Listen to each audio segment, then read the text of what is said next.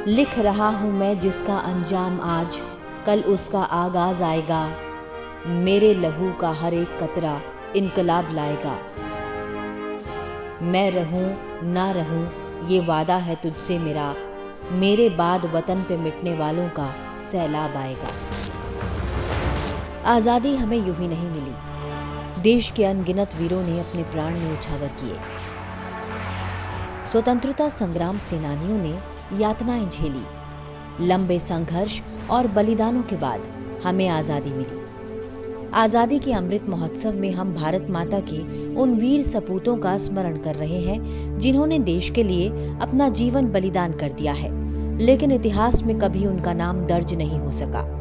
ना ही आज़ादी के बाद पंडित नेहरू के टाइपिस्ट इतिहासकारों ने इन महान बलिदानियों के बारे में 2 शब्द भी लिखना उचित समझा।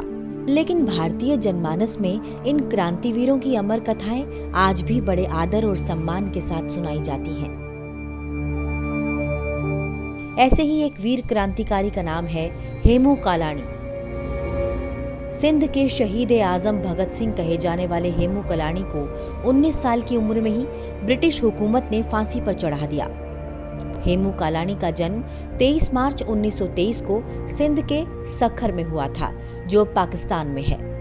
हेमू किशोर अवस्था से ही अपने साथियों के साथ भारत के स्वतंत्रता संग्राम के आंदोलन में हिस्सा लेने लगे।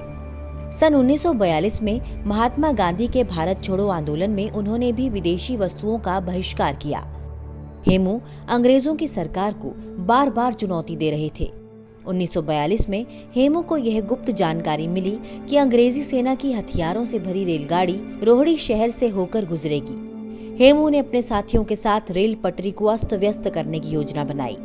उन्होंने फिश प्लेटों को खोलकर रेलगाड़ी को आगे जाने से रोकने का प्रयास किया।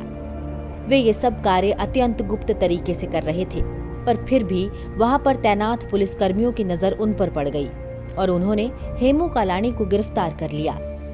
लेकिन उनके बाकी साथी अंग्रेजों की पुलिस की आंख में धूल झोंककर दूर जाने में कामयाब रहे। हेमू कालाणी पर मुकदमा चला और कोर्ट ने उन्हें फांसी की सजा सुनाई। उस समय के सिंध के गणमान्य लोगों ने एक पिटीशन दायर की और वायसराय से उनको फांसी की सजा न देने की अपील की। वायसराय ने इस शर्त पर यह स्वीकार किया कि यदि हेमू अपने साथियों का नाम और पता बताए तो उन्हें फांसी की सजा नहीं मिलेगी। लेकिन भारत माता के सच्चे सपूत ने ये शर्त अस्वीकार कर दी। 21 जनवरी 1943 को हेमू कालाणी को फांसी की सजा दे दी गई।